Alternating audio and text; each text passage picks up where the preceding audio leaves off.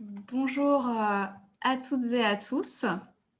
Je suis ravie de vous accueillir dans le cadre de la journée mondiale de la sclérose en plaques pour cet atelier dédié à la rééducation cognitive dans la sclérose en plaques.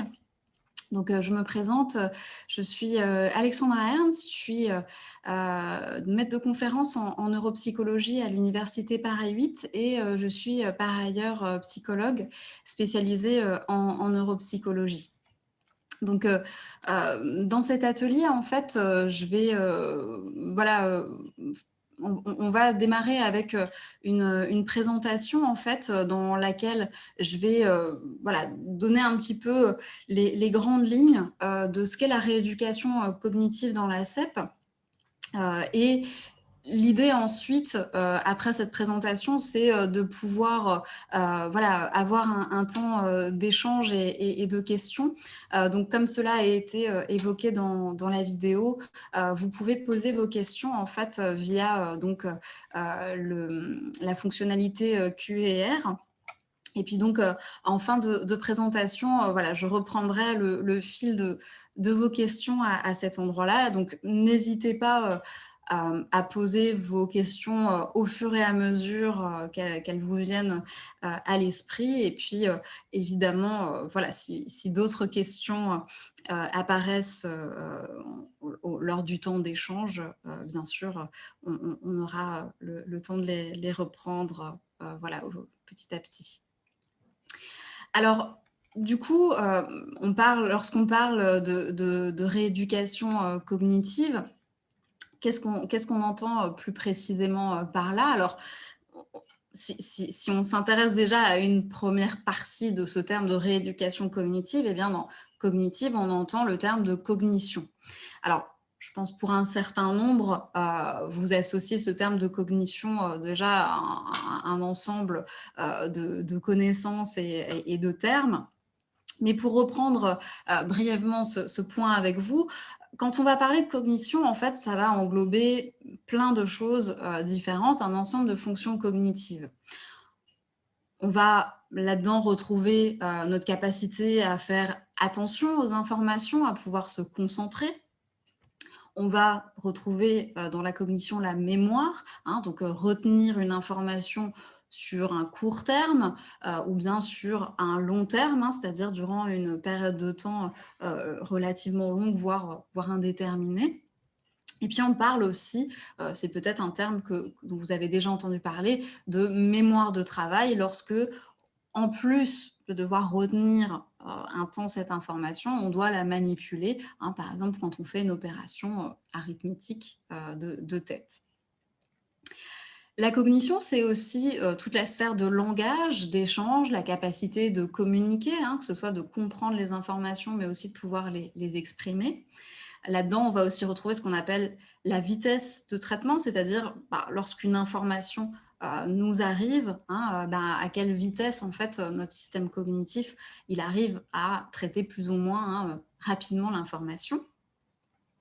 On va retrouver aussi ce qu'on appelle les fonctions dites exécutives qui vont en fait nous permettre de nous organiser, de nous adapter hein, dans notre quotidien ou d'inhiber en fait des réactions, des comportements ou des éléments qui ne sont pas pertinents là dans un contexte donné. On va retrouver les champs qu'on va appeler les praxies ou les gnosies. Alors, c'est des termes qui sont un petit peu barbares, hein, comme ça, mais en fait, qui vont simplement correspondre à toutes nos capacités à réaliser des gestes volontaires ou bien à reconnaître et identifier hein, des éléments dans notre environnement. Il y a toute la dimension aussi visuelle, hein, percevoir des éléments au niveau visuel et puis aussi au niveau spatial, hein, comment les éléments s'organisent par exemple et se positionnent les uns par rapport aux autres. Et enfin, même si ce n'est pas exhaustif, il y a aussi hein, une sphère qu'on va appeler la cognition sociale, qu'on pourrait, pour dire ça un petit peu rapidement, hein, c'est une forme d'intelligence sociale aussi qui va nous permettre voilà, de reconnaître et comprendre les émotions, notamment d'autrui, et soi-même hein, de pouvoir moduler et gérer ses relations sociales et ses réactions sur un plan émotionnel. Alors, qu'est-ce qui se passe en fait, hein, au niveau de la cognition dans la sclérose en plaques? Qu'est-ce qu'on sait, globalement des troubles cognitifs dans la CEP?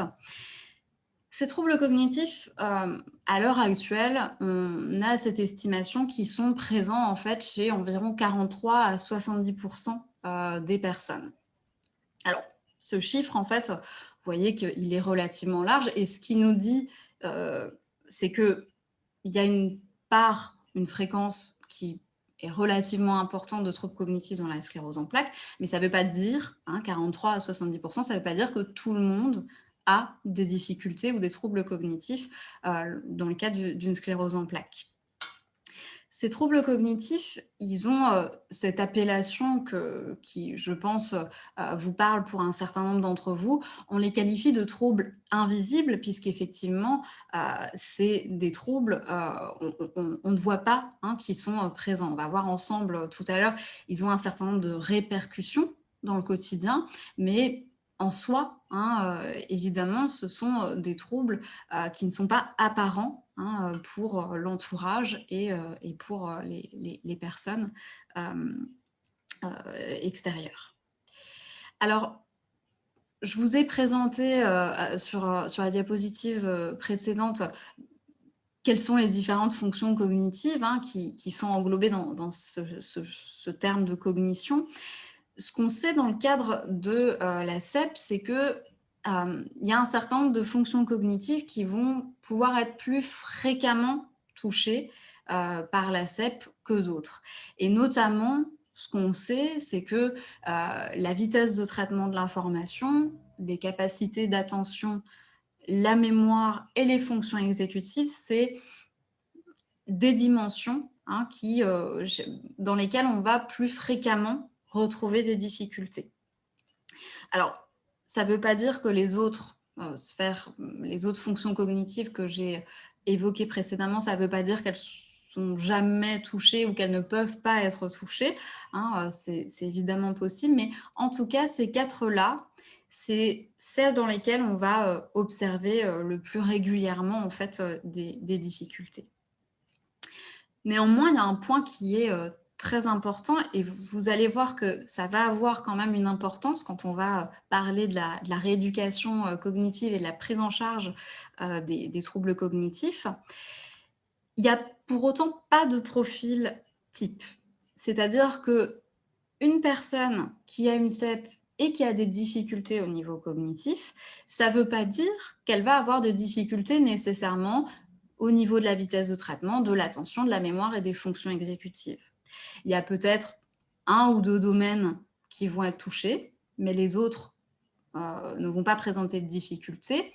Et donc, il y a une très forte variabilité, hein, entre les individus et le degré, hein, on va dire l'intensité, la sévérité de ces troubles cognitifs, elle peut être aussi extrêmement variable, hein.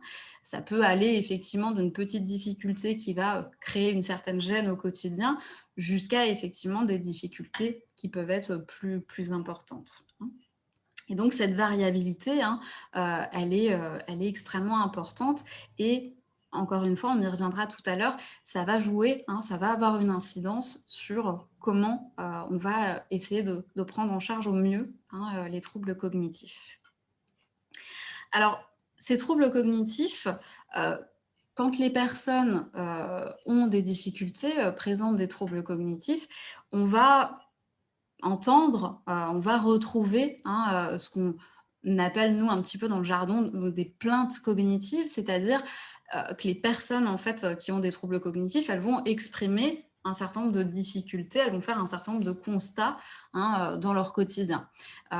J'ai l'impression de fonctionner au ralenti, j'ai du mal à me concentrer, il faut tout me répéter, j'oublie mes rendez-vous, j'ai du mal à m'organiser, voilà, je regarde un film, à peine le film est terminé, je me rappelle plus très bien, finalement l'histoire, qui vient, que je viens de voir. Donc il y a effectivement, hein, lorsqu'il y a trouble cognitif et bien souvent, il y a un ressenti, hein, de ces difficultés, au quotidien par les individus et pour un certain nombre d'entre vous, peut-être que vous vous reconnaissez hein, dans certains des exemples qui sont donnés ici. Alors, qu'est-ce qui, lorsqu'il y a des troubles cognitifs, hein, je l'évoquais, précédemment, ces troubles cognitifs, on sait, qu'ils vont pouvoir avoir un certain nombre de répercussions, en fait, hein, dans le vécu des individus.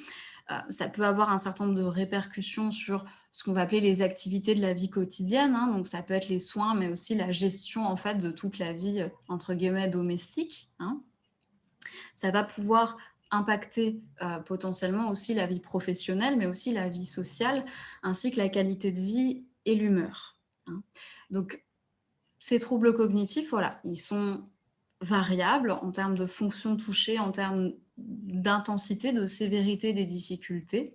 Heu, Ils sont souvent associés à un certain nombre de plaintes ou un ressenti de difficulté par les individus et par ailleurs, on sait que ça peut avoir un certain nombre de répercussions, mais qui elles aussi, hein, vont être finalement propres à chaque individu, à chaque personne. Alors face à face à ça, bah, que faire et quelles solutions, hein, potentielles, existent? Et c'est ce qui nous amène, on va dire au cœur même de l'atelier aussi d'aujourd'hui. Alors, pour vous donner un certain nombre de grands points de repère, heu, lorsqu'on ressent des difficultés cognitives, la première chose à faire est d'en parler à votre neurologue et ça, je pense que c'est, quelque chose que vous avez fréquemment entendu, quels que soient les symptômes ou les difficultés ressenties. En premier lieu, effectivement, l'idée, c'est de faire un premier point avec votre neurologue. Lui indiquer, voilà, qu'est-ce que vous percevez de votre difficulté? Est-ce que c'est des choses qui sont arrivées récemment pour vous ou qui sont là depuis, plus longtemps et votre neurologue va pouvoir vous guider ou vous recommander potentiellement, hein, d'aller, réaliser ce qu'on va appeler un entretien et un bilan neuropsychologique avec, un psychologue spécialisé en neuropsychologie et l'idée de cet entretien et de ce bilan, hein, donc, bilan neuropsychologique, l'idée c'est de réaliser un certain nombre de tests, d'épreuves, cognitives qui vont permettre, heu et aussi grâce à l'entretien où vous l'idée c'est d'exprimer aussi et de faire un point sur les difficultés que vous ressentez au quotidien. Heu, Avec cet entretien et ce bilan, l'idée ça va permettre de connaître et d'identifier en fait, bah, potentiellement les difficultés, hein, les troubles cognitifs qui sont, effectivement présentés et qui sont entre guillemets «objectivés» par les épreuves, cognitives mais surtout, et ça c'est un élément très important d'un bilan neuropsychologique, c'est de voir par ailleurs qu'est-ce qui continue de bien fonctionner et quels sont les domaines qui ne sont pas hein, concernés, pour lesquels il n'y a pas de troubles cognitifs. Et donc je reviens sur un point précédent. Voilà, il y a une très forte variabilité, donc c'est important pour chaque personne de pouvoir identifier, objectiver certes, là où il y a des difficultés potentielles et déjà voir si ces difficultés, elles sont effectivement bien présentes ou non et aussi à côté de ça, ce qui fonctionne bien. Et ça va être très important aussi, hein, en termes de prise en charge, avec la rééducation cognitive. Et donc en fonction de cet entretien et de ce bilan neuropsychologique, la le neuropsychologue et potentiellement aussi en concertation, évidemment avec votre neurologue, hein, on va pouvoir vous recommander, hein, vous orienter vers une prise en charge de type rééducation cognitive ou stimulation cognitive. Alors, je vais, maintenant passer effectivement à rentrer un petit peu plus dans le vif du sujet sur la rééducation et la stimulation cognitive.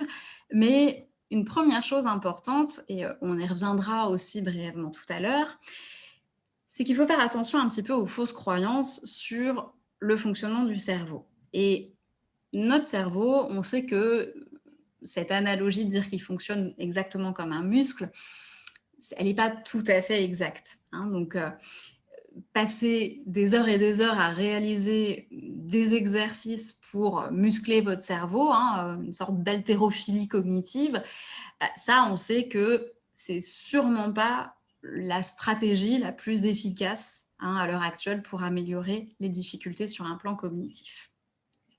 Donc, on va le voir parce qu'on évoquera quand même un petit peu le rôle de certains logiciels et programmes, parce qu'un certain nombre d'entre vous, vous en connaissez peut-être et puis vous travaillez peut-être avec certains de ces logiciels.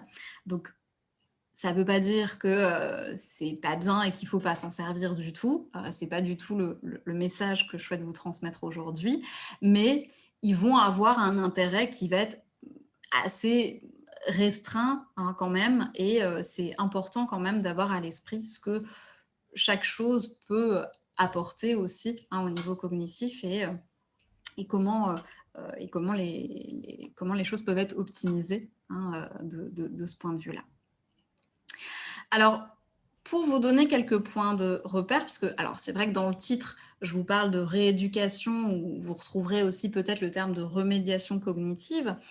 Heu, je vous donne ces quelques points de repère et de termes parce que lorsque, vous allez jeter un œil sur internet sur ces questions-là, vous allez pouvoir retrouver en fait différents termes. Alors, ils sont parfois utilisés de manière un peu interchangeable, ces termes, mais ils correspondent pas tout à fait, à la même chose, hein. Donc, vous allez pouvoir retrouver les termes de rééducation et de remédiation cognitive, le terme de stimulation cognitive ou le terme d'entraînement cognitif. Globalement, donc on va reprendre un petit peu dans le détail, bah, c'est quoi ces ces différentes pistes, de travail, pour les troubles cognitifs. Globalement, on peut effectivement tous considérer qu'ils vont permettre, hein, de travailler, d'identifier des leviers en fait, hein, pour, améliorer le fonctionnement cognitif. Mais pour autant, hein, ils vont tous avoir un fonctionnement, un intérêt et des cibles un petit peu, particulières, hein. Donc on va voir ça ensemble, dans un instant. Mais globalement, effectivement, dans tous les cas, l'idée, on va dire, l'objectif un petit peu général, ce vers quoi on va tendre avec la prise en charge des troubles cognitifs, c'est d'essayer d'amener les personnes à fonctionner au mieux au quotidien, malgré, en fait, les difficultés cognitives liées à la maladie. Et se fonctionner au mieux malgré les difficultés, ben, on va voir que, effectivement, on peut procéder, hein, on peut avoir différentes manières, d'essayer de tendre, hein, vers cet objectif. Alors, vous voyez que dans ma manière aussi de formuler, les choses, hein, je dis fonctionner au mieux au quotidien malgré les difficultés, cognitives. Parce que il faut bien quand même, reconnaître une chose et je pense que c'est important, de le dire dans le cadre de cet atelier.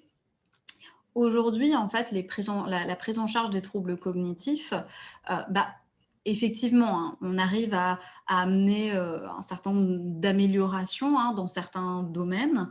Heu, c'est quand même un domaine qui reste, hein, sur un plan de la prise en charge qui est assez, récent, qui est assez jeune, hein, ça fait ça fait, ouais, allez, on va dire 20, 30 ans qu'on commence, à travailler un petit peu là-dessus, mais c'est bon, voilà, la recherche, elle a encore quand même des progrès à faire, hein, sur un plan clinique dans ces domaines.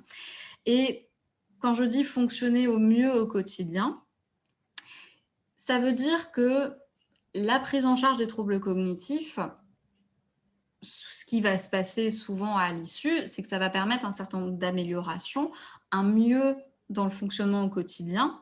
Mais pour autant, ça ne veut pas dire qu'on fait disparaître, hein, complètement, qu'on annule, hein, les troubles cognitifs. Donc, on va voir que pour un certain nombre, effectivement, de situations, on va essayer de réfléchir, de trouver des stratégies, des choses qui vont permettre de compenser, de contourner un petit peu les difficultés. Mais, la visée, en tout cas, de la prise en charge des troubles cognitifs, souvent, elle n'est pas de restaurer ou de, revenir, au fonctionnement d'avant. Ça, on sait que, malheureusement, c'est souvent, difficile et c'est un objectif, qui semble difficilement atteignable. Mais néanmoins, il y a vraiment des choses à faire pour améliorer, en fait, hein, le fonctionnement cognitif et surtout, et c'est ça l'objectif en fait le plus important finalement, hein, c'est par rapport à toutes les répercussions négatives que ça peut avoir dans le quotidien des individus, c'est essayer de faire en sorte que bah, ces répercussions dans le quotidien, elles soient diminuées, elles soient amoindries, hein, du mieux qu'on peut, hein. Alors, si on s'intéresse d'abord à la rééducation cognitive, alors la rééducation cognitive, les grands objectifs généraux, hein, ça revient un petit peu à certains éléments que je viens d'évoquer. Le but, ça va être d'essayer de faciliter le fonctionnement cognitif ou de l'optimiser, hein. Donc pour ça, souvent, on va essayer de mettre en place en fait, hein, des stratégies de compensation. Et ces stratégies, elles vont notamment pouvoir se baser sur les fonctions cognitives qui sont préservées, celles qui fonctionnent encore bien. Et du coup, vous voyez pourquoi aussi, hein, précédemment, quand je vous parlais du bilan qui sert à identifier, certes, ce qui fonctionne plus bien, mais aussi et surtout ce qui continue de bien fonctionner, vous voyez en quoi c'est hyper important, hein, pour, ensuite dans le cadre de la rééducation, puisque justement, hein, on va pouvoir s'appuyer en fait, hein, sur les points forts de chacun, ce qui continue de bien fonctionner pour, hein, être un moyen de levier, un appui, hein, pour compenser les domaines où il y a des difficultés. Dans le contexte de la rééducation cognitive, et on y reviendra aussi sur la diapo suivante, on va pouvoir aussi utiliser ce qu'on appelle des aides externes. Alors, ce qu'on entend par là, hein, ça va être par exemple ce qui va concerner des journaux, des carnets, des dispositifs type agenda. Maintenant, ça peut fonctionner aussi, hein, avec certaines applis ou avec certaines fonctionnalités des smartphones. Et donc, la rééducation cognitive, elle est généralement pratiquée par un psychologue spécialisé en neuropsychologie, mais elle peut aussi, hein, être réalisée par des orthophonistes. En pratique, souvent, ça se déroule au sein d'un service hospitalier, mais c'est aussi possible, hein, en cabinet libéral. Et je vous redirai un petit mot pratique aussi sur cet aspect-là. La rééducation cognitive, elle est souvent réalisée en individuel, mais c'est aussi possible qu'elle soit réalisée en groupe. Et le contenu de la rééducation cognitive, il va être assez variable en soi, puisqu'il va vraiment se centrer, hein, sur les difficultés propres à chacun et sur les objectifs, hein, qui vont être fixés. Et ces objectifs, ils sont fixés, hein, vraiment en fonction des difficultés qui sont présentées par l'individu, mais aussi en fonction des répercussions, hein, que ça peut avoir dans le quotidien. Donc si par exemple, il y a vraiment des difficultés, un domaine cognitif qui va engendrer des difficultés particulières, par exemple au niveau professionnel, et que ça, c'est un aspect qui est très important, qui a des répercussions très négatives pour l'individu, on va effectivement peut-être, hein, aller rendre prioritaire, hein, la prise en charge sur ce point-là. Alors dans la rééducation cognitive, c'est vrai que donc, comme vous l'avez compris, ça va être très individualisé et très spécifique, hein, le contenu qui sera réalisé. Mais souvent, on va travailler voilà, avec ces trois types de supports, ces trois grands axes. On va avoir des exercices, hein, qui vont être ciblés sur des fonctions spécifiques. Donc, par exemple, dans votre programme de rééducation cognitive qui sera élaboré en fait pour vous, vous aurez peut-être voilà, un certain nombre d'exercices où vous allez travailler l'attention ou la concentration. Hein, donc, ça va vraiment être des petits exercices qui vont vous permettre de travailler spécifiquement voilà, votre capacité à vous concentrer durant un certain laps de temps, par exemple. Donc, ça peut être des exercices informatiques, mais aussi des exercices type papier-crayon. Travailler sur un certain nombre de stratégies, hein, de compensation, et le neuropsychologue ou l'orthophoniste va voir en fait avec vous, hein, pour essayer de mettre en place des astuces, des moyens, par exemple, de mieux mémoriser une information. Donc, il y a plein de stratégies, hein, qui sont possibles, mais l'idée pour le neuropsychologue ou l'orthophoniste, ça va être de trouver aussi la stratégie la plus parlante et la plus utilisable facilement aussi, hein, pour vous, pour mieux mémoriser, voilà. On peut avoir des stratégies, d'imagerie mentale, de se visualiser les choses mentalement, de se créer une histoire avec les éléments et cetera et cetera, hein, donc différentes stratégies, hein, qu'on va essayer de mettre en place. Et puis, comme je l'évoquais, il y a ce rôle, hein, des aides externes, des supports. Donc, ça peut être, par exemple, hein, d'essayer de mettre en place avec vous des systèmes d'alarme, par exemple, sur votre téléphone, hein. Donc, si, par exemple, vous avez du mal à vous rappeler de vos rendez-vous ou de la prise, en fait, par exemple, de votre traitement, hein, d'essayer d'instaurer, en fait, hein, un fonctionnement, une aide grâce à un support externe qui va vous permettre, hein, d'éviter certaines conséquences négatives lorsque voilà, on oublie un rendez-vous, si on oublie de prendre son traitement par exemple, etc.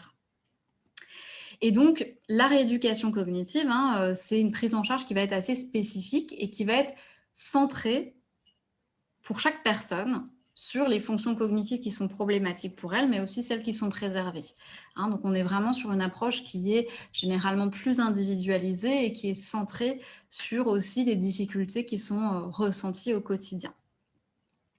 Alors, quand on parle de stimulation cognitive, donc en pratique, donc elle est, aussi réalisée par un psychologue spécialisé en neuropsychologie, également par des orthophonistes. C'est un petit oubli de ma part, mais ça s'applique, tout aussi bien, à la stimulation cognitive.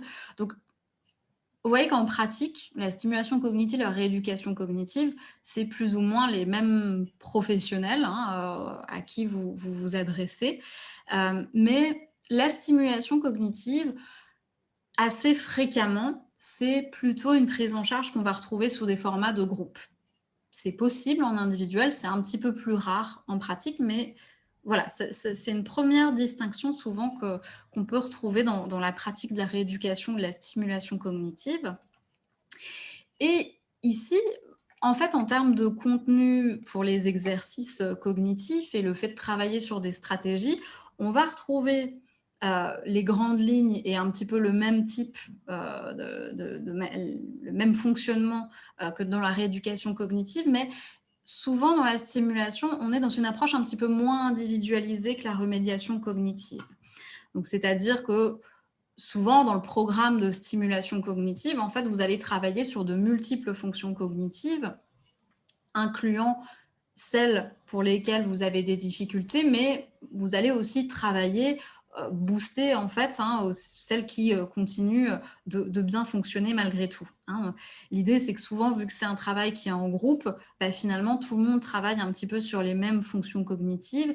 Et après, bon, bah, selon les personnes, certains exercices sont plus faciles ou difficiles, hein, pour chaque individu. Donc, au niveau du niveau de difficulté, la fréquence, et cetera, c'est des choses qui, pareil, ont un fonctionnement un petit peu moins, individualisé. Mais souvent, ce qui peut être intéressant avec la stimulation cognitive, c'est un effet bénéfique aussi, hein, du groupe. Et donc, il y a aussi un côté un peu d'émulation de groupe qui est intéressant avec la stimulation cognitive, d'échange aussi sur des stratégies, de voir comment, chacun va réutiliser, hein, ou réappliquer dans son quotidien certaines stratégies. Et souvent, ça peut aussi, bah, finalement donner des pistes intéressantes, de réflexion et de travail pour les autres. Donc c'est moins centré sur les difficultés, individuelles et spécifiques de chacun, mais en même temps, de l'autre côté, on peut avoir un gain intéressant, sur l'aspect du travail, en groupe, hein. Mais donc en termes de contenu, d'exercice et de travail sur des stratégies, finalement, on va retrouver, hein, encore une fois, des contenus qui peuvent se rapprocher quand même, de ce qu'on va faire en rééducation, aussi cognitive. Et le dernier, versant que je souhaite, aborder avec vous, c'est l'entraînement cognitif. Alors celui-là, il va vraiment quand même un peu se démarquer, on va dire, des 2 autres, hein. Autant la rééducation et la stimulation, bah, vous avez vu globalement, c'est un peu les mêmes professionnels et on va avoir un peu les mêmes grandes lignes, la même philosophie du travail. Mais l'entraînement cognitif, en fait, c'est plutôt quelque chose qui va être en fait une démarche qui est pratiqué en autonomie chez soi à l'initiative de la personne. Donc là, souvent, l'entraînement cognitif, en fait, c'est pas vraiment mis en place par un professionnel, en fait, hein, un neuropsychologue ou un orthophoniste, mais c'est plutôt vous qui, à votre propre initiative, travaillez à partir de logiciels qui sont en accès libre, de jeux internet, des jeux vidéo ou bien des jeux de type papier-crayon qui font en fait, qui mobilisent en fait, hein, la cognition, qui font travailler en fait, hein, différentes fonctions cognitives. Alors donc effectivement, hein, là comme je vous le disais, là où ça se démarque complètement, mais je vous en parle parce que, par, expérience, je sais qu'un certain nombre d'entre vous, bah, vous allez quand même sur ce type, de ressources. Donc c'est vrai qu'ici, ça peut avoir des avantages, hein, parce qu'effectivement, ça vous permet, de vous entraîner et de travailler, hein, sur ces dimensions. Mais c'est vrai que le contenu, le niveau de difficulté ou le fait que ce soit complètement bien centré ou adapté à vos besoins est peu encadré, hein. Donc, ça c'est, on va dire, un désavantage, hein, par rapport à l'entraînement cognitif. Alors, vous les connaissez peut-être, je vous mentionne quelques, ressources de programmes, qui ont en tout cas un certain nombre d'exercices qui sont en accès libre et qui sont pas, et qui peuvent être intéressants, hein, pour, travailler un certain nombre de fonctions cognitives. Il y a notamment, Brain, HQ, et aussi, le site, Memo, hein, voilà, qui vous permet, donc dans les 2 cas, en fait, il faut, vous inscrire, créer, rapidement un profil, et puis voilà, il y a, la possibilité de travailler à différents niveaux de difficulté. Donc il existe quand même, hein, des programmes qui, voilà, qui s'adaptent aussi un petit peu selon, vos performances précédentes à certains exercices notamment. Donc voilà, il existe quand même, hein, des programmes qui sont plutôt bien faits, qui sont intéressants. Mais comme, je le disais, précédemment, dans ces programmes, attention quand même à cette idée d'aller, faire des exercices comme ça de manière répétitive, avec l'idée que, bah, si vous faites, 1 heure d'exercice, cognitif tous les jours, ça va nécessairement améliorer votre fonctionnement cognitif. Et ça, je pense que c'est un élément qui est très important parce que vous preniez en fait, un certain plaisir ou qu'il y ait un intérêt, pour vous, à, réaliser en fait, ces petits exercices, qui sont souvent plutôt, bien faits, qui sont assez ludiques, hein, pour un certain nombre. Heu, Moi je pense que c'est très bien quelque part, hein, mais en même temps, heu, ce que j'essaie toujours, ce à quoi j'essaie de sensibiliser, les personnes, c'est qu'il ne faut pas non plus, vous «astreindre» entre guillemets, à ça. Parce que ce que ça va permettre, ce type d'exercice et l'entraînement cognitif, c'est que vous allez devenir progressivement meilleur sur l'exercice là en particulier que vous faites de manière répétée, mais souvent, la limite, on va dire, hein, c'est que ça vous permet très peu, hein, finalement, de vraiment avoir des répercussions positives dans votre quotidien. Donc c'est intéressant, mais en même temps,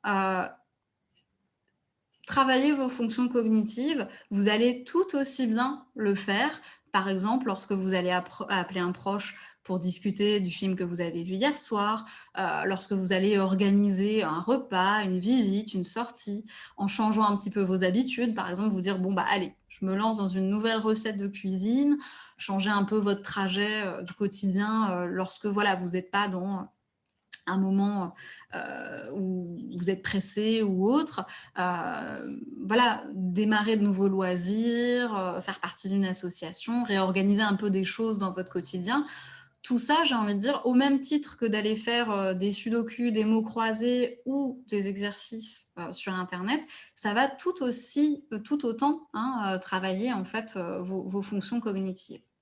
Donc l'entraînement cognitif et ce type d'exercice, très bien, et allez-y si, ça vous plaît et que, vous avez un certain plaisir à réaliser ce type d'exercice. Mais faut pas s'y astreindre non plus, en vous disant que, voilà, ça va, avoir un effet aussi, détonnant, hein, sur le fonctionnement cognitif. Donc pour terminer, puisque je vois que, j'ai, déjà longuement parlé et que, on va garder un petit peu de temps pour les questions, mais quelques points pratiques quand même. Donc la première chose et je crois que c'est en ça où c'est aussi très important, en cas de difficulté cognitive d'en parler à votre neurologue, c'est de voir aussi il pourra vous recommander ou vous orienter potentiellement vers un neuropsychologue qui exerce dans l'institution hospitalière où vous êtes suivi ou dans une autre, avec, qui il peut vous mettre, en lien. Parce qu'un point qui est quand même important à mentionner, c'est que, les neuropsychologues en libéral, à l'heure actuelle en tout cas, que ce soit le bilan ou la prise en charge ou la rééducation, la stimulation cognitive, c'est pas pris en charge par la sécurité sociale. Il y a un remboursement partiel qui est possible par certaines mutuelles, mais qui est très faible et donc les coûts peuvent être assez importants, hein. Donc, prendre votre téléphone et ou regarder sur internet, un neuropsychologue en libéral, voilà, ça peut impliquer un certain coût sur, le plan financier, donc il faut être vigilant là-dessus. En revanche, pour les orthophonistes en libéral, il y a une prise en charge quand même partielle par la sécurité sociale si c'est sur prescription médicale. Donc encore un élément de plus, hein, pour, voilà, c'est important que tout ça aussi soit, puisse être discuté avec votre neurologue. Et pensez aussi, hein, aux associations et aux réseaux de santé, CEP, au sein desquels on peut retrouver, hein, aussi, des séances de stimulation ou de rééducation cognitive. Et je vais, passer, rapidement là-dessus, mais c'est quand même important. L'intérêt aussi et l'importance de voir ça avec votre neurologue, c'est que, vous le savez comme moi, des signes cliniques de dépression ou l'anxiété, hein, c'est des choses qui peuvent aussi être présentes, hein, dans le quotidien et le vécu, des personnes qui ont une CEP et on sait que la dépression et l'anxiété en elles-mêmes, elles vont potentiellement avoir un impact, hein, en termes de troubles cognitifs. C'est-à-dire qu'à elles seules, la dépression et l'anxiété, elles peuvent provoquer des troubles cognitifs. Donc parfois, hein, c'est aussi important et le bilan, neuropsychologique, il sert aussi à ça, c'est de pouvoir aussi, bon voilà, faire un peu la part des choses. Est-ce que c'est des troubles cognitifs qui sont consécutifs ou en lien avec un état dépressif ou anxieux à l'heure actuelle? Et dans ce cas-là, ce qui va être important, c'est de prendre en charge en premier lieu la dépression et l'anxiété qui vont, hein, si les troubles cognitifs sont liés à ça, ils vont potentiellement, hein, s'améliorer avec la prise en charge de la dépression et l'anxiété. Et par ailleurs, d'autres symptômes qui vont jouer et impacter aussi votre cognition, hein, c'est, la douleur et la fatigue qui vont pouvoir majorer ou exacerber les troubles cognitifs. Et là, ce qui est important et c'est aussi des choses qu'on discute, en rééducation, en stimulation cognitive, c'est, de réfléchir à des aménagements au quotidien et notamment, bah, voilà, si on sait qu'on a tendance à être très fatigué le soir, bah, peut-être les tâches qui vont être très coûteuses en concentration, hein, de pouvoir, essayer de les, mettre, dans son emploi du temps à d'autres moments. Voilà, donc si on résume tout ça, vous ressentez des difficultés cognitives, en parler à son neurologue qui pourra, donc, vous orienter vers un bilan, neuropsychologique.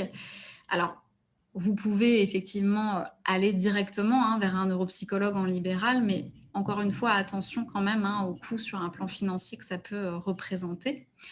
Et selon les cas, voilà, l'idée, ça va être de pouvoir vous proposer la solution, hein, et la piste potentiellement, la plus adaptée et en fonction aussi, hein, de ce qui est réalisé et du fonctionnement du service hospitalier, hein, donc rééducation ou stimulation cognitive avec un neuropsychologue ou une orthophoniste. Voilà et donc simplement pour rebondir sur, aussi cette piste, hein, gardez en tête aussi les réseaux, en fait de santé et les associations, puisque par exemple, hein, à l'antenne Île-de-France, de la Ligue française contre la sclérose en plaques, il y a des ateliers mémoire, hein, qui existent et qui sont, en place et dont je m'occupe en fait, à l'heure actuelle.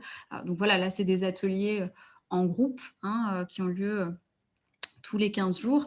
Mais donc voilà, c'est aussi, une piste, hein, pour vous et l'avantage, évidemment, c'est que ces ateliers, ils sont aussi, hein, pour la plupart, accessibles gratuitement, hein, donc ça, c'est aussi un élément important.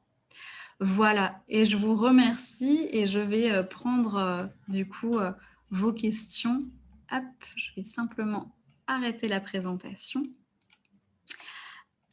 Alors, donc je remonte aux premières questions. Ah oui, alors attendez, voilà, elles sont en haut.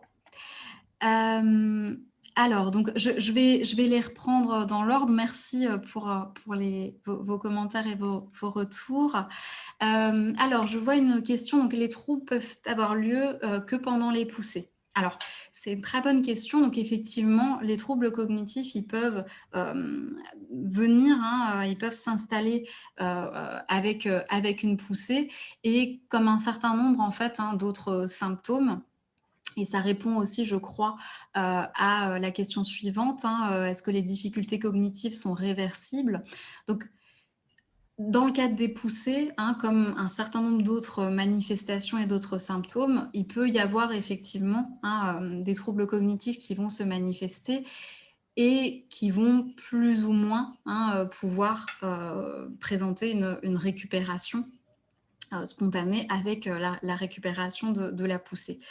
Néanmoins, bah, comme vous le savez, hein, il est aussi possible, que certains, symptômes, hein, et donc que certaines difficultés perdurent, hein, et donc s'installent, et sortent, hein, du cadre strict de la poussée. Et donc, c'est effectivement dans ce cas-là, hein, que, il peut être intéressant d'envisager, donc une prise en charge, hein, des troubles cognitifs. Et il est vrai, hein, et ça en pratique, votre neurologue aussi, vous l'indiquera, si vous voyez des troubles cognitifs qui apparaissent lors d'une poussée, souvent on vous dira, hein, qu'on ne va pas réaliser un bilan et une évaluation dans la phase en fait de poussée et de récupération, hein. En général, en fait, on est à un délai, et y compris, après la prise de corticoïdes, hein, on est à un délai, voilà, d'au moins, 6 à 8 semaines, hein, avant de faire un bilan neuropsychologique pour être sûr justement, hein, que c'est pas encore en lien avec, la poussée. Alors est-ce que les troubles, bipolaires accentuent les troubles cognitifs? Donc au même titre, que, la dépression et l'anxiété qui peuvent être associés en eux-mêmes, hein, à des troubles cognitifs. Quand je dis ça, c'est-à-dire que même une personne qui n'a pas de CEP, hein, mais qui a, une dépression ou qui a un syndrome anxieux, peut présenter, hein, en tant que tel des troubles cognitifs. Alors ils ont des caractéristiques un petit peu différentes évidemment que dans la CEP, et donc dans le cadre des troubles bipolaires, hein, c'est, le même, voilà, le même cas de figure, hein, à savoir que, il peut y avoir effectivement une accentuation ou en tout cas, ça peut impacter, hein, le fonctionnement cognitif. Alors, étant un site spécialisé, faut-il absolument que je fasse un bilan neuropsy avant d'envisager mon retour en classe en septembre? Je viens d'être diagnostiquée en mars et j'ai fait 2 poussées. Alors, c'est toujours un petit peu, délicat de répondre dans des situations comme ça au cas par cas. Hem, En tout cas, moi je pense pas qu'il faille envisager la réalisation d'un bilan neuropsychologique comme une obligation, avant votre retour au travail. Hem, la question, en revanche, je pense qu'il faut qu'elle se pose, pour vous en termes de, voilà, est-ce que vous ressentez à l'heure actuelle des difficultés? Si c'est le cas, voilà, d'en parler avec votre neurologue et potentiellement à ce moment-là, hein, d'envisager, un bilan. Ce bilan, à l'issue, il va peut-être vous dire que, au final, voilà, tout fonctionne, très bien et il y a pas de difficultés, en fait, qui ont été objectivées par le bilan. Ou bien, il peut y avoir effectivement, hein, des éléments qu'on va repérer et à ce moment-là, on pourra potentiellement, hein, vous orienter, vers une prise en charge potentiellement, hein. Donc voilà, je pense qu'il faut pas,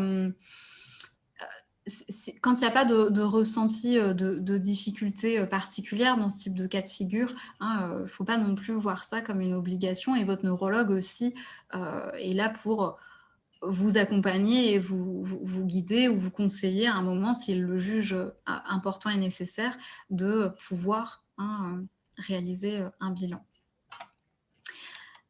Alors, donc, Bénédicte, au niveau des praxis, donc c'est vrai que c'est assez large en fait, hein, même, les praxis, mais typiquement en fait, hein, ça va être, dans, l'utilisation, d'objets, hein, notamment donc, et aussi, hein, dans des gestes, volontaires donc, typiquement ce qu'on va évaluer par exemple dans les praxis, qui sont en tant que telles, des sphères un petit peu moins fréquemment touchées, hein, dans la sclérose en plaques et c'est à ne pas confondre avec des difficultés purement motrices, hein. Mais par exemple, ce qu'on va évaluer, ce serait vous demander, comment on fait le geste, pour dire, «au revoir», est-ce que vous pouvez simuler comment, par exemple, on se brosse les dents, hein, donc mais là, c'est vraiment à distinguer d'une difficulté, au niveau moteur, hein, pour effectuer, ce geste-là.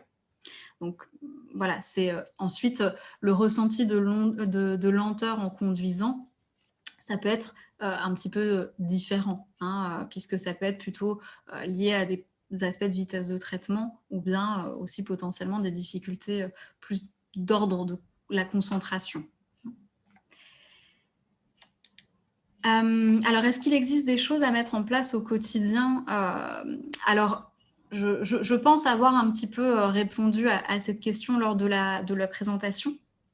Heu, donc voilà, il y a à la fois, on va dire, cet axe, on va dire, de travail avec des professionnels, hein, neuropsychologues, orthophonistes, mais à côté de ça et aussi, voilà, ça en fonction, des situations de chacun, ça peut être de pratiquer de la musique, de lire, de se cultiver, mais aussi, voilà, bah, d'aller, faire de nouvelles choses dans son quotidien, changer un petit peu ses routines, garder des contacts sociaux parce que ça, en fait, bah, prendre son téléphone et échanger avec quelqu'un, voilà, raconter ce que vous avez fait la veille, raconter le film que vous avez vu, ou autre, bah, on soupçonne pas à quel point, en fait, ça fait vraiment travailler au niveau cognitif, hein, mener une conversation, vous faites travailler votre attention, votre langage, la mémoire de travail, parce que vous devez retenir ce qu'on vient de vous dire pour rebondir et rediscuter dessus.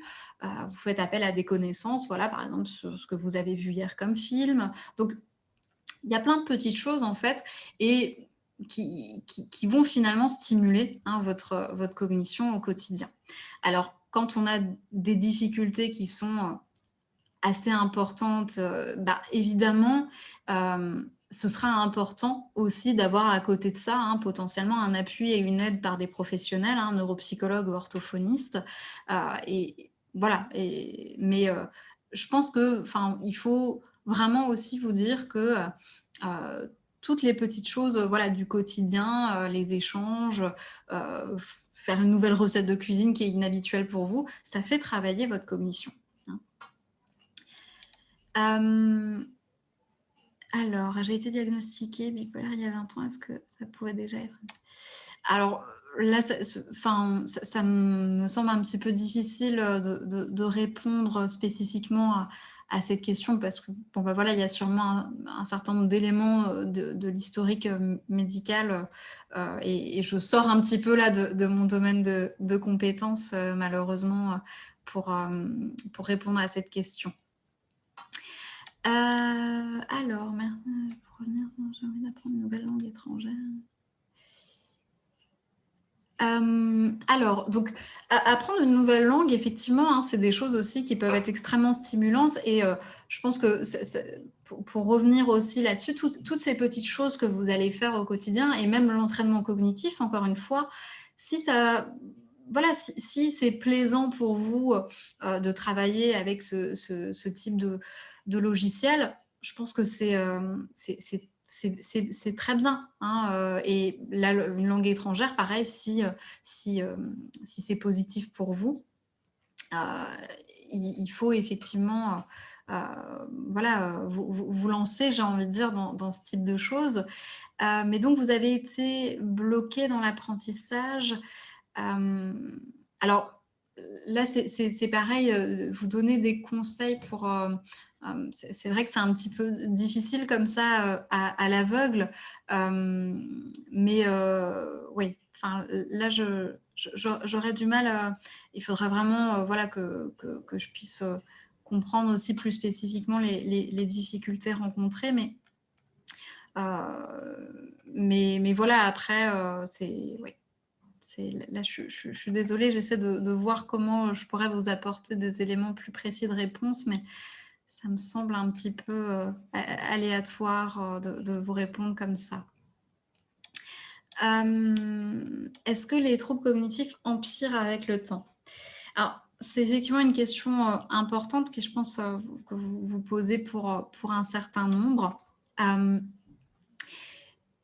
C'est la réponse est oui, potentiellement, mais pas forcément, hein. Donc et ça, en fait, je pense que c'est comme vous le savez, c'est valable pour un certain nombre aussi, de symptômes, hein, de la CEP. C'est qu'il est possible effectivement que les troubles soient présents et soient, légers dans un premier temps et qu'ils s'aggravent, hein, avec le temps du fait d'une nouvelle poussée, par exemple, mais pas nécessairement, hein. Donc voilà, après, il va y avoir vraiment, une grande variabilité, hein, au niveau de chacun. Marie, est-ce qu'il est possible de faire un bilan avant, de présenter une gêne? Alors, dans l'absolu, j'ai envie de dire oui, rien ne vous empêche, hein, d'aller faire un bilan et de faire le point, et souvent, je pense, hem, bah, par expérience pour un certain nombre de personnes, heu, le bilan, il peut être aussi, heu, rassurant, hein, c'est-à-dire que ça peut être un peu une question pour nous de savoir, ben, est-ce que, voilà, la CEP a touché, la sphère cognitive, où est-ce que je me situe? Et donc il peut arriver, hein, et moi, il m'est arrivé, hein, régulièrement de réaliser des bilans avec des personnes qui ont une CEP et à l'issue du bilan, il y a pas de difficulté, hein, marquée ou alors c'est vraiment une petite chose très isolée qui ressort. Donc c'est tout à fait aussi, hein, possible, voilà, d'avoir, un bilan, avec des résultats, hein, qui ne montrent pas de difficultés, particulières. Et si, voilà, quelque part, on se pose la question et qu'on pense que ça pourrait être aussi rassurant pour soi, c'est pourquoi pas? Ouais, effectivement.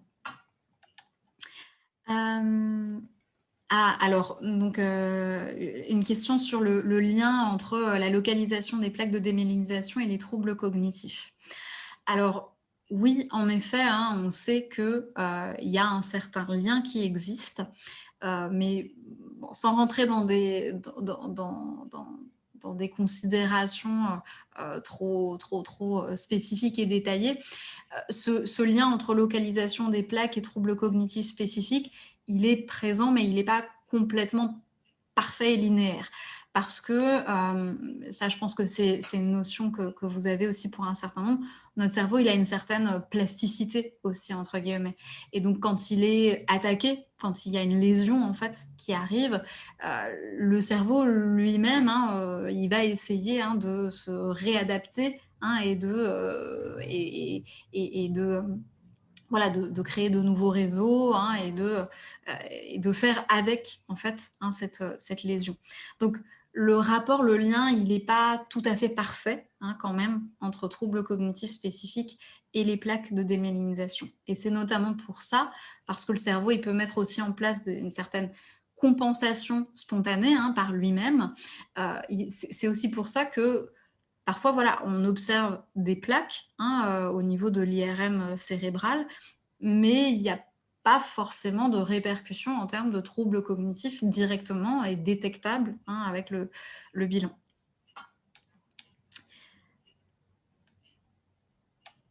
Oui, tout à fait, tout à fait, donc est-ce que la médecine, PMR, à l'hôpital peut être une précieuse aide? Bien sûr, hein, effectivement dans ces services-là, il y a, aussi, justement, hein, cet axe de prise en charge et de rééducation, réhabilitation et un certain nombre de collègues neuropsychologues et orthophonistes, hein, travaillent dans ce type de service.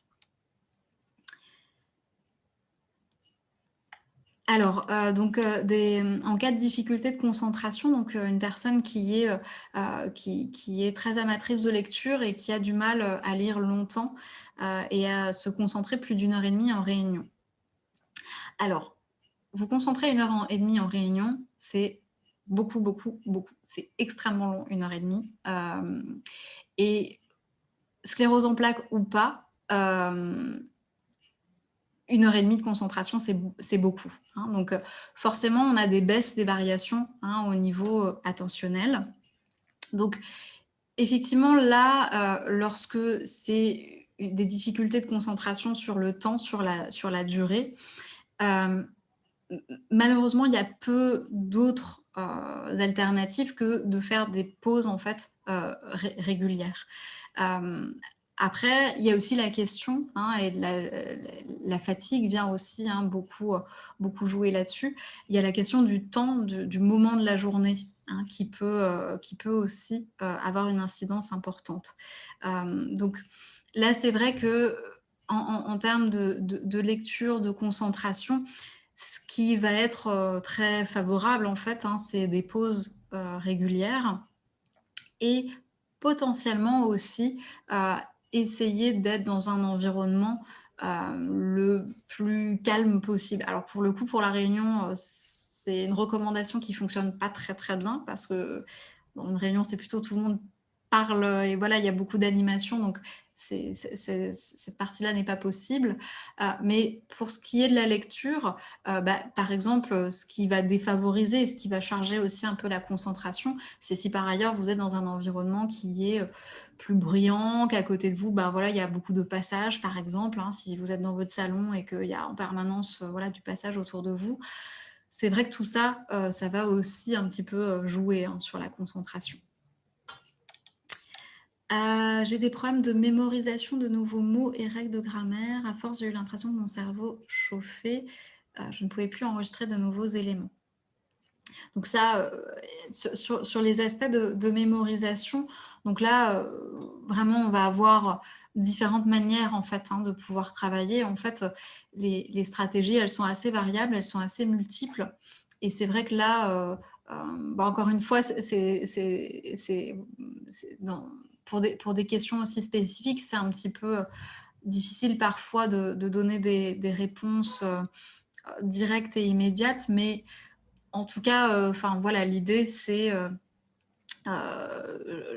typiquement, hein, ça c'est un exemple où, c'est une demande bien spécifique, quelque chose qui est problématique pour vous au quotidien et c'est des choses, voilà, qui peuvent être mis en avant aussi dans les demandes et ce qui peut être fait en rééducation cognitive, de vous aider à se trouver en fait, hein, les stratégies qui fonctionneraient le mieux dans votre cas de figure particulier pour le type d'apprentissage que vous avez besoin de réaliser dans votre quotidien en fonction aussi, hein, de ce qui vous parle le plus en termes de stratégie, mais aussi des stratégies qui, encore une fois, vont s'appuyer sur des points forts pour vous et des choses qui continuent de bien fonctionner, hein. Et c'est un petit peu la condition, j'ai envie de dire obligatoire pour une stratégie, elle soit adaptée et efficace, c'est qu'elle soit parlante pour vous et qu'elle s'appuie vraiment sur des choses, voilà, qui sont des domaines, hein, dans lesquels vous n'avez pas de difficultés. J'ai fait un bilan il y a quelques années qui avait comme conclusion que les troubles étaient liés à un contexte de stress. Le contexte a disparu, les troubles demeurent. Dois-je considérer qu'ils sont liés à la maladie et prendre en charge pour atténuer? Alors là, c'est pareil, encore une fois, c'est difficile de me prononcer dans l'absolu, mais effectivement, hein, et ça je reviens sur un point que j'évoquais, l'anxiété, le stress et y compris celui qu'on peut ressentir lors de l'évaluation et du bilan neuropsychologique, eh bien, il peut, voilà, avoir, une incidence, hein, sur, les résultats et sur les performances. Donc, bien sûr que, c'était quelque chose, hein, qui a pu impacter, qui a pu être mis en avant dans le bilan que vous aviez réalisé. Maintenant, au jour d'aujourd'hui, voilà, est-ce que les troubles demeurent? La question est peut-être effectivement, revoir, je ne sais pas dans votre question si, les troubles demeurent dans le sens où vous avez réalisé un nouveau bilan et que les troubles effectivement sont encore bien présents, ou si c'est plus en fait, votre, voilà, vos propres observations. Mais dans tous les cas, effectivement, moi, je vous encourage vraiment, si vous avez un ressenti, de difficulté à ce niveau-là, à en reparler avec votre neurologue qui, voilà, reverra, est-ce que ça pourrait être intéressant de refaire un bilan, et qu'est-ce qui et vers quoi on peut, voilà, vous orienter. Voilà, bah, j'espère avoir, répondu, à vos différentes questions. En tout cas, enfin voilà, j'ai repris le fil de toutes les questions que j'avais dans le question-réponse. Et puis je vois qu'il est 15 heures, donc vous devez, très probablement, aussi, voilà, aller vers les ateliers, suivants de cette journée. Donc voilà, beh, en tout cas, je vous remercie, à toutes et à tous, pour, votre présence, à cet atelier qui, bon, bah, c'est vrai que l'échange, de vive voix et dans une même salle, est souvent un petit peu plus, sympathique pour l'échange, certes, mais voilà, je vous remercie. Vous avez été, très dynamique, dans vos questions, et voilà. Et bien, je vous souhaite, à tous, encore, de bien profiter de ces ateliers et de ces journées. Voilà. Merci à tous, et au revoir.